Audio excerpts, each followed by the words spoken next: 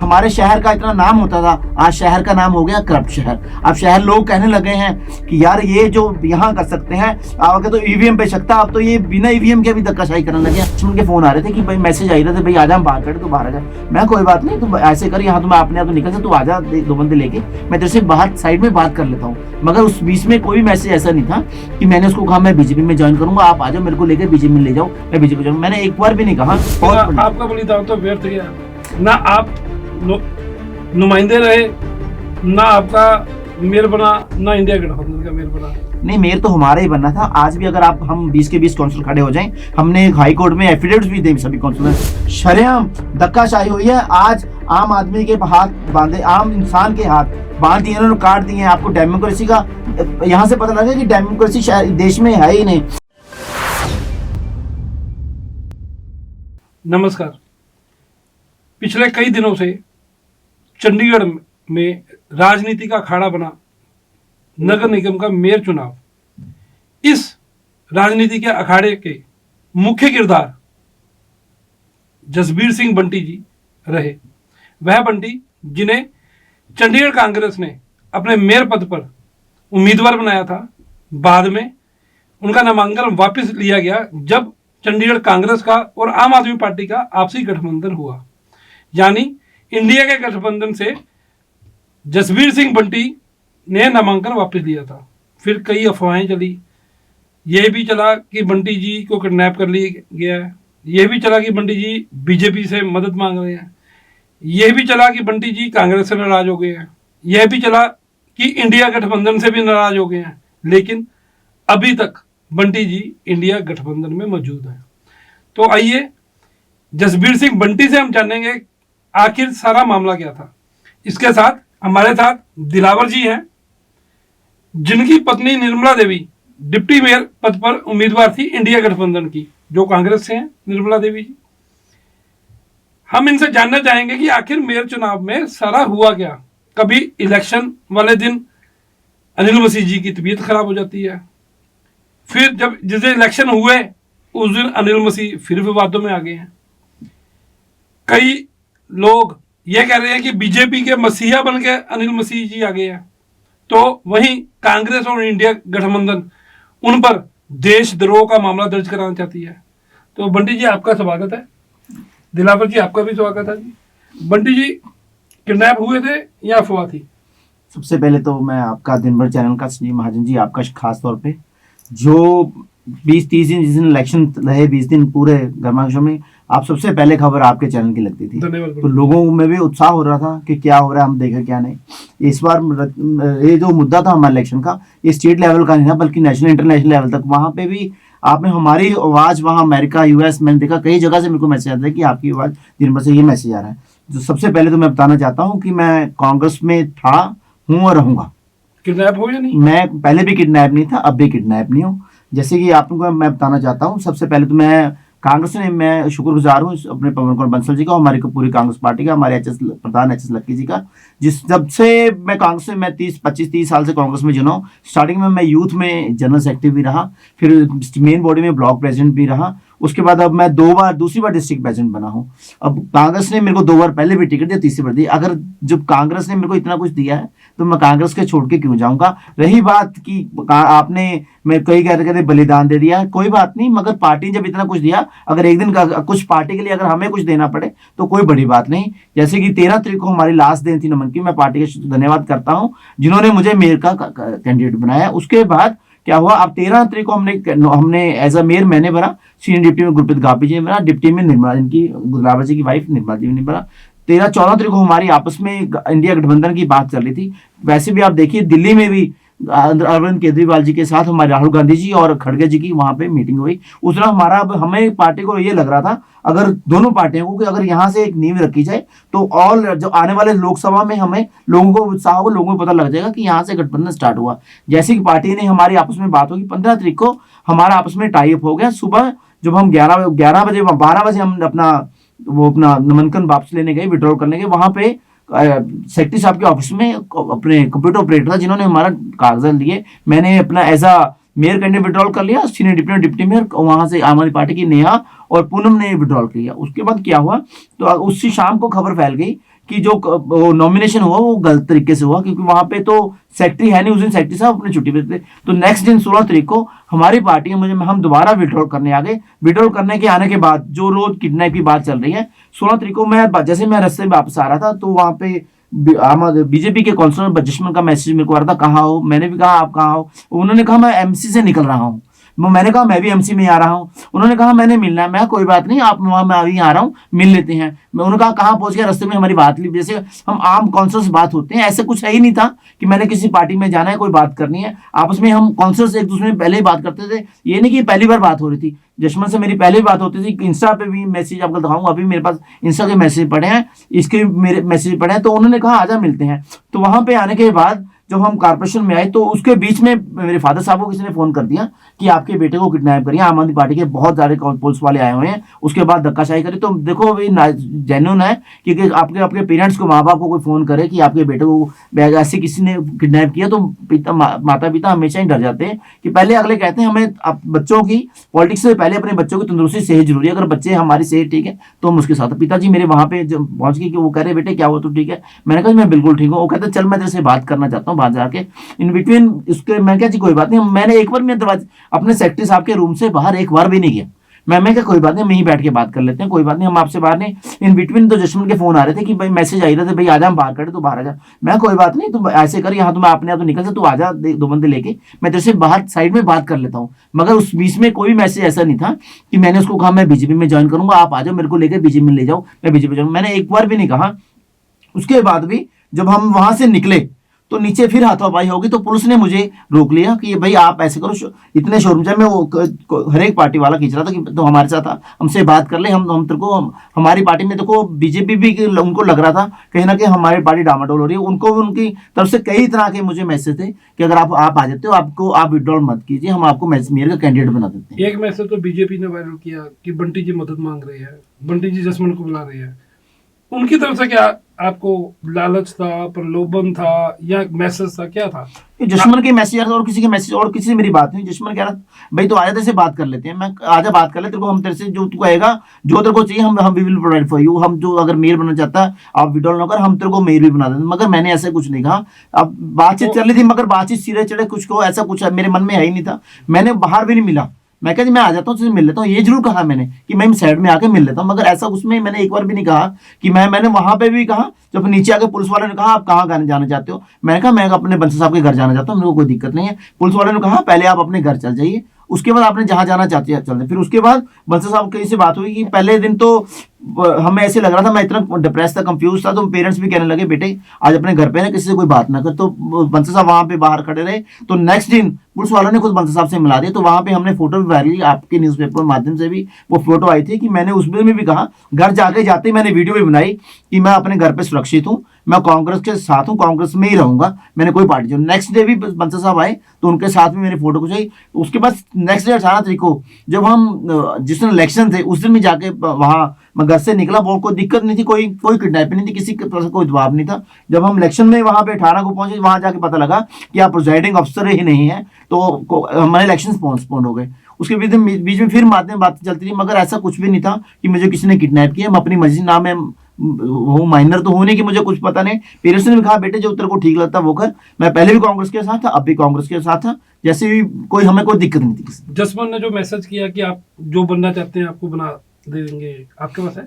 जसमन, हाँ मेरे पास। जसमन ने पूरी चैट तो दिखाई नहीं, उसने जो थोड़ी मैसेज दी उसके बाद जसमन के काफी मेरे को मैसेज पड़े हैं। मगर हम अच्छी राजनीति में कभी भी नहीं जाना चाहते कि हम आपस में दोस्त, ऐसा हम कोलीग्स हैं कि आपस में बात करते हैं, वो नॉर्मल बात होती है कि मैंने उसको कहा मिलने, मैं कहा बाहर आके मिल लेता हूँ, इसका मतलब ये थोड़ा ना हो कि मैं कांग्रेस ज्वाइन करी। अगर जसमन बच्चे होची ऐसी राजनीति करके लोग हमें बदनाम करने से, तो ऐसा गलत बात है। अगर मैं उसके जसमन के मैसेज दिखाने ले जाऊँ तो पता नहीं क्या क्या शहर में भूचाल आ जाए। हम बिल्कुल नहीं चाहते कि हम आपस में कुलीग्स बात करते हैं, 100 बात होती है। अगर मैंने कहीं पर भी किसी भी प्लेटफॉर्म में मैंने कहा कि मैं कांग्रेस को छोड़ के जा रहा हूँ, बीजेपी में जा रहा हूँ, कभी मैंने कहा ही नहीं। मैंने कभी कहा ही नहीं कि मैं बीजेपी में जा रहा हूं, क्योंकि पार्टी ने मेरे को इतनी इज्जत दी है, जिसमें इसने इज्जत दी हमें कोई तकलीफ ही नहीं इस पार्टी में।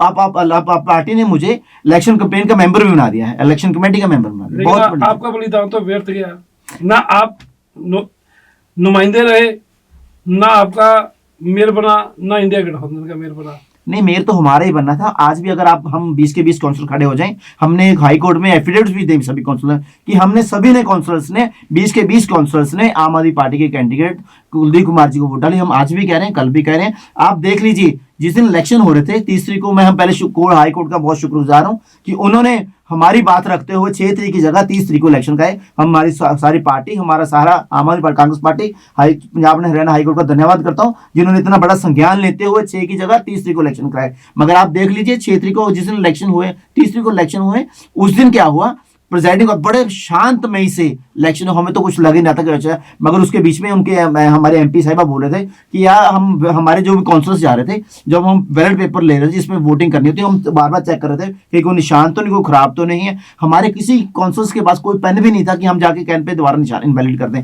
हमने वहां पे तो एमपी साहब कह रहे थे कि ये तो जो आप कर रहे हो कोई बैलेट चेक करना कोई चक्कर नहीं, हमारा तो प्लान ही कुछ हो रहा है। आप वीडियो रिकॉर्डिंग भी चेक कर लीजिए, उसमें भी उन्होंने ये कहा। कौन बोल रहा था ये एमपी, हमारे एमपी साहब जो वहाँ पे किरण मैम, उन्होंने भी आपकी वीडियो रिकॉर्डिंग में देख लीजिए कि आप जो ये वैलिड, हमें ऐसा कुछ नहीं करना, हमारा तो प्लान ही कुछ हो रहा है, हम तो जीते हुए हैं। जब इलेक्शन हमारे वहां पे वोट्स हो गए, तो जब voting counting check, election votes counting करनी होती है, तो वोटिंग खत्म हुए, प्रेजाइडिंग अफसर कहते हैं मैं 1 मिनट ब्रेक लेके आया। 1 मिनट में पीछे गए, पता नहीं किससे क्या बात करके आए, उसके बाद आए। जैसे भी प्रेजाइडिंग अफसर ने, हम हमेशा ही नियम पिछले 2 साल जो इलेक्शन है उसमें भी प्रेजाइडिंग अफसर जो वोटिंग एजेंट होता है, हर एक, जैसे आम आदमी पार्टी का एक वोटिंग एजेंट जाना था, बीजेपी का एक वोटिंग है, बीजेपी की तरफ से सौरभ जोशी जी थे और आम आदमी पार्टी की तरफ से योगेश ढिंगरा जी थे, उन्होंने जाना था। हमने कहा जी आप बैलेट पेपर हमारे सामने खोलिए, पहले वहां पे चेक कर लीजिए कोई चीज है तो नहीं। वहां पे टेबल पे कोई सामान नहीं था, मगर पेंसिल पड़ी थी, उन्होंने कहा ये पेंसिल, इसको भी पेंसिल इधर रख दीजिए। हमने वोटिंग, हमारे एजेंट्स ने कहा, हमने सबने शोर मचाया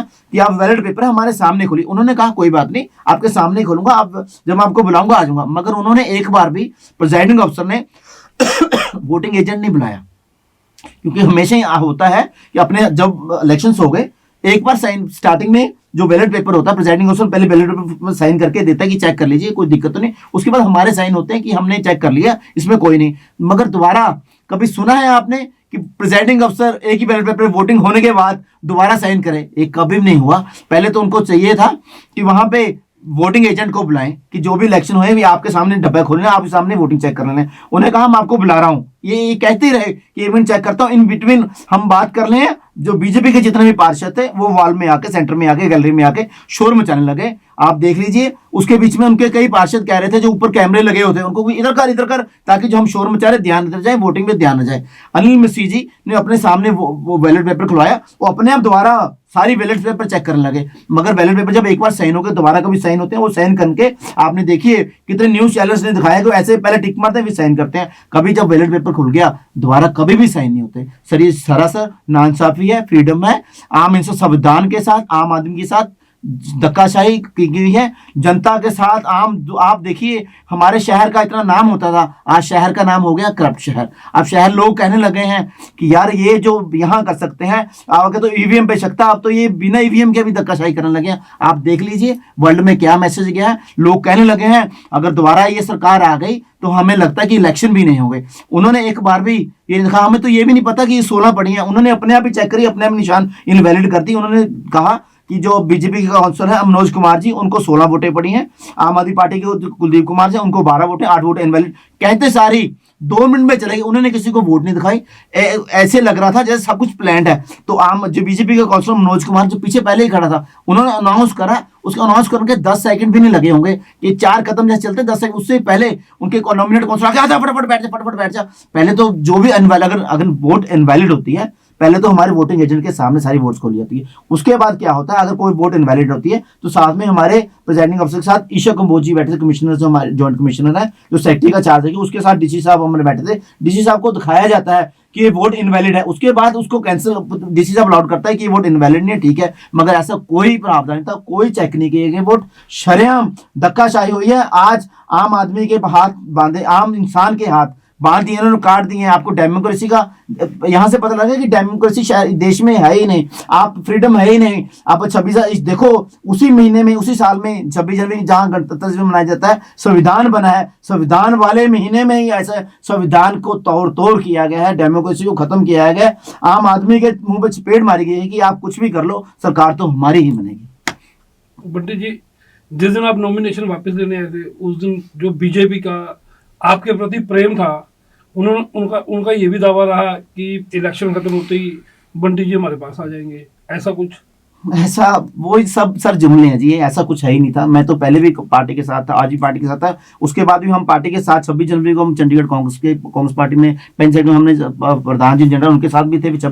26 प्रोग्राम है, यूटी सेक्रेटरी में हमें एडवाइस साहब का प्रोग्राम था, वहाँ पे भी गए। ना ऐसी कोई किडनैपिंग थी, ना मेरी कोई ऐसी बात हुई है। मैं पहले भी कांग्रेस पार्टी के साथ था, आज भी कांग्रेस पार्टी के साथ, कांग्रेस पार्टी के साथ ही रहूंगा, क्योंकि जो पार्टी ने हमें सब कुछ दिया था हम उस पार्टी के साथ ही हैं।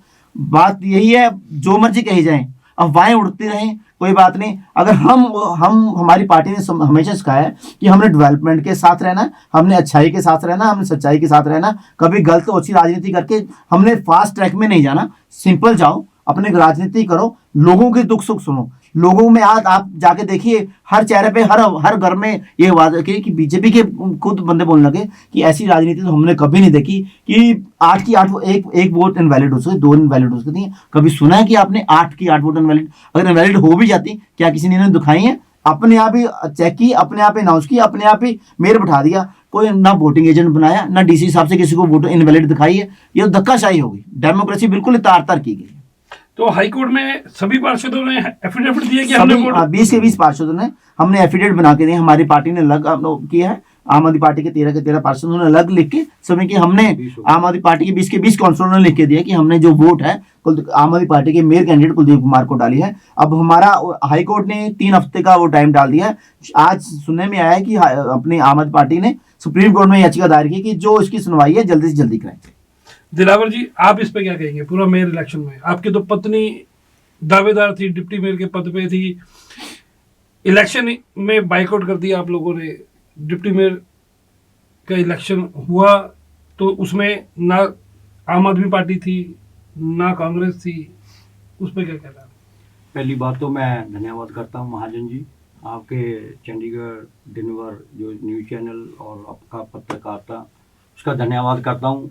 मैं वार्ड नंबर 28 से मेरी वाइफ निर्मला देवी पार्षद है और मैं चंडीगढ़ कांग्रेस कमेटी में स्टेट सेक्रेटरी हूँ और जो नेशनल अभी लोकसभा कमेटी बनी है उसका मैं इलेक्शन कमेटी का पार्ट हूँ, मेंबर हूँ। तो मेरी वाइफ जो है सबसे ज़्यादा चंडीगढ़ में सबसे ज़्यादा वोट 8002 वोट लेकर नंबर 1 पर रही थी। लगभग 2700 मार्जिन से हमने बीजेपी को हराया था। मेरी सबसे ज़्यादा वोट को देखते हुए और आपके जो न्यूज़ चैनल है, जो आपके पत्रकारिता है, उन्होंने मेरे काम को, मेरे वार्ड में इतने काम हुए हैं उसको समय समय पर आपके जो न्यूज़ चैनल के द्वारा दिखाए गए हैं। तो उसको देखते हुए, पार्टी में लॉयल्टी को देखते हुए, मेरी वाइफ को डिप्टी मेयर के लिए पार्टी के जो हमारे सीनियर नेता हैं पवन बंसल जी और HS लक्की जी, पार्टी प्रेसिडेंट और सभी काउंसलरों ने, सभी 7 काउंसलरों ने सहमति से मेरी वाइफ को कहा कि भी इसके लिए डिप्टी मेयर के लिए इनको बनाया जाए। तो हम उनका पार्षदों का पार्टी के लिए सभी वफादार, पार्टी ने हमें बहुत कुछ दिया, बगैर मांगे दिया। तो उसको देखते हुए मेरी वाइफ इसके लिए कैंडिडेट थी। यहाँ तक बात इलेक्शन की है, हम पार्टी के साथ हैं, हमने बाईकाट कर दिया था, हमने कोई लालच नहीं कहा। हम इलेक्शन लड़ सकते थे डिप्टी मेयर के, लेकिन हमारे सीनियर डिप्टी मेयर गुरप्रीत गापी जी और मेरी वाइफ, इन्होंने फैसला किया कि हमने नहीं, गद्दारी नहीं करनी। अगर उन्होंने फ्रॉड किया है, हमारे जब गठबंधन होता है वो हमारा भी कैंडिडेट है, वो कांग्रेस का भी कैंडिडेट है, वो आम आदमी पार्टी का, हमने उसकी लॉयल्टी को देखते हुए हमने कहा नहीं, अगर हमारा फ्रॉड हुआ, फ्रॉड जो मेयर बना है उसके अंतर्गत हम इलेक्शन नहीं कराएंगे। तो इसलिए हमने बाईकाट कर दिया था, हमने इलेक्शन लड़ाई नहीं, क्योंकि हम इलेक्शन लड़ते तो ये साबित हो जाता कि जो मेयर है लीगल है। तो हमने उसको लीगल था ही नहीं, इसलिए हमने इलेक्शन नहीं लड़ा। दूसरी बात, जहाँ तक ये जो हुआ एपिसोड, ये जितनी भी धाराएं देशद्रोह की धाराएं, मेरे का फ्रॉड तो एक छोटी सी बात है, ये देश विरोधी धाराएं हैं, उसके विरोध लगनी चाहिए।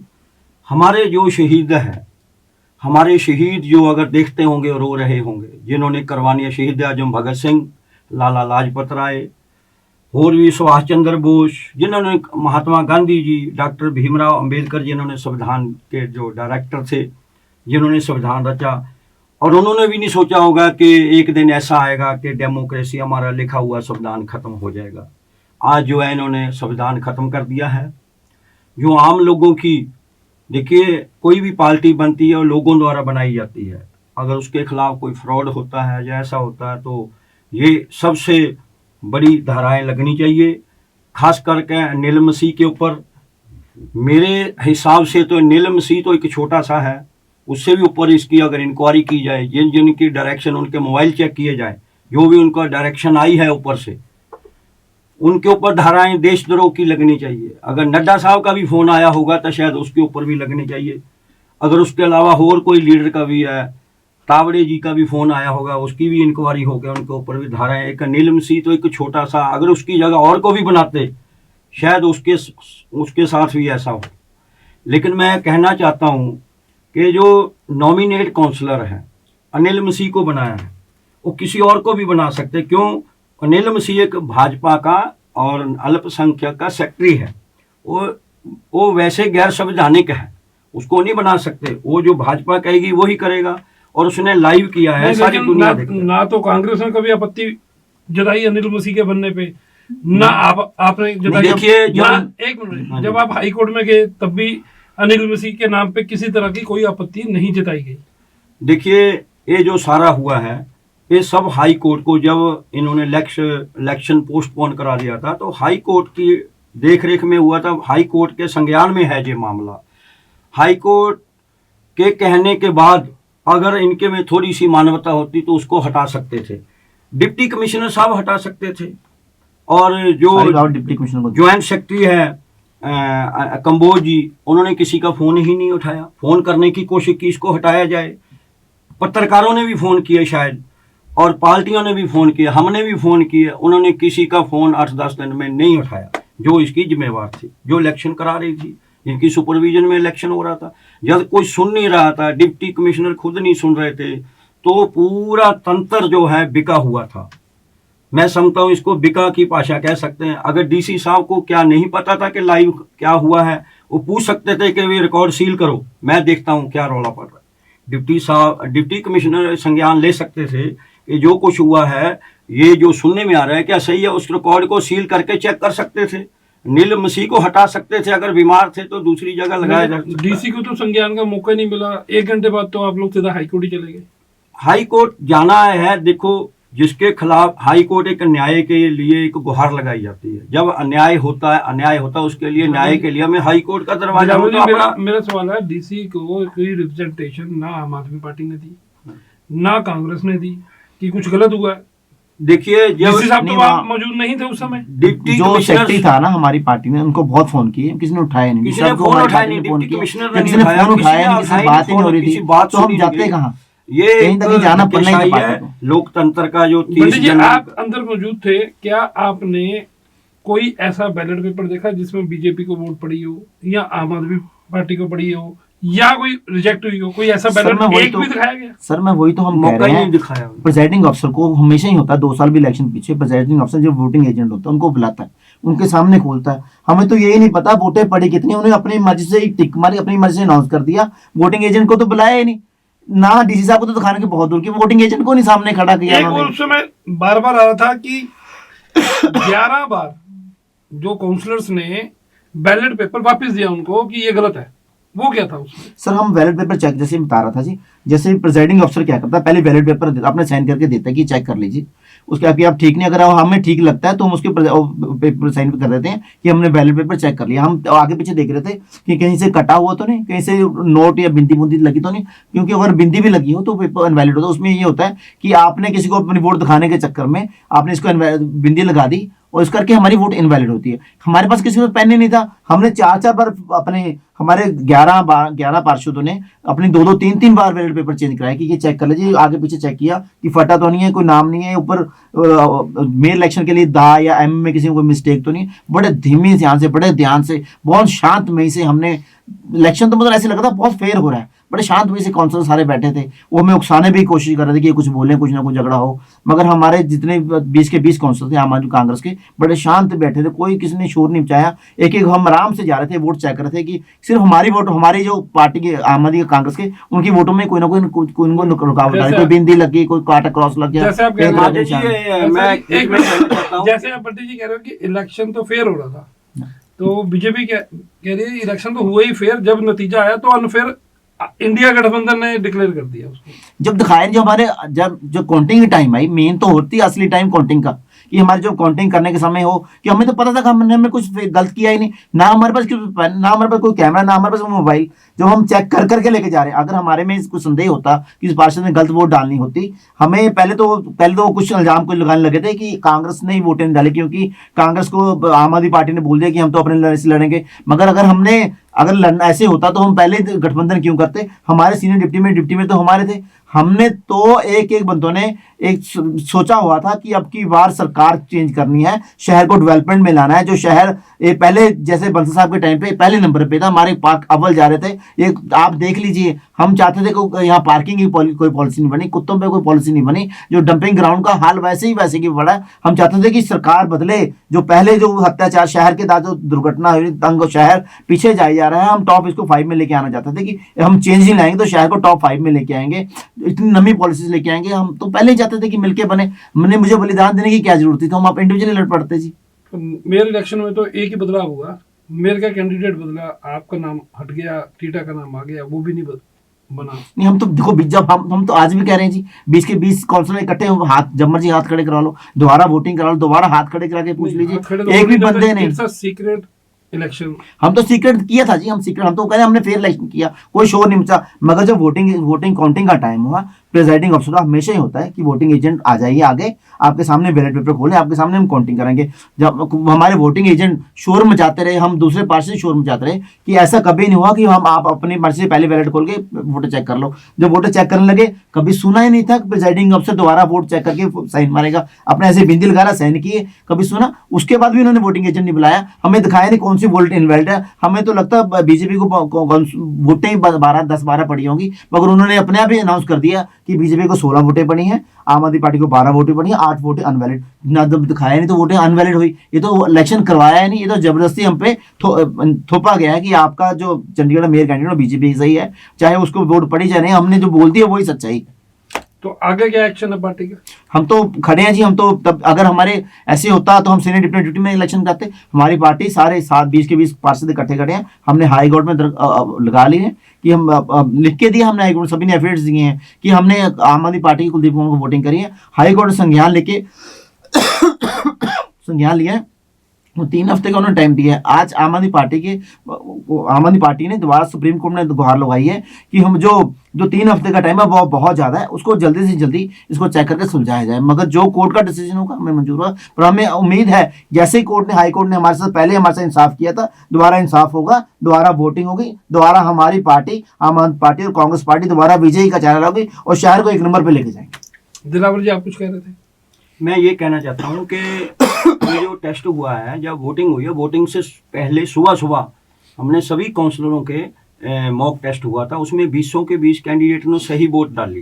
3 बार हमने चेक करवाया, हमने अपने ऑफिस में सभी को वोट डलवा के देखी थी, सभी कैंडिडेटों की 3 बार, और एक भी किसी भी कैंडिडेट का कोई भी रिजेक्ट नहीं हुआ। उसके बाद वोट डालने आए, वोट डाला, सभी ने सही वोट डाला, सभी पढ़े लिखे हैं, कोई भी ऐसा नहीं है कि कोई ऐसा है कोई एक आधा हो सकता था, लेकिन ये तो नहीं है कि 8 के 8 कोई गलत हो सकते हैं। उसमें मेरे हिसाब से ये सीधा जो है इनको धोखाधड़ी है। और मैं ये कहना चाहता हूँ कि ये थोड़े दिनों में राम की बात करने वाले आज रावण राज के ऊपर आ गए हैं।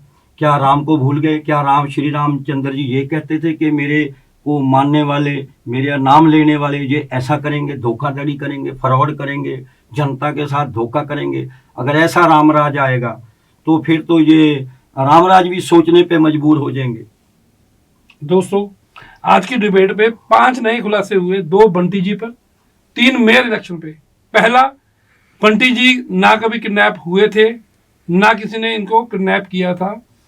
दूसरा खुलासा कि बंटी जी को बीजेपी ने लालच देने का प्रयास किया था। उन्हें कहा गया था कि आपको मेयर कैंडिडेट घोषित कर देते हैं, आप हमारी पार्टी में आ जाए।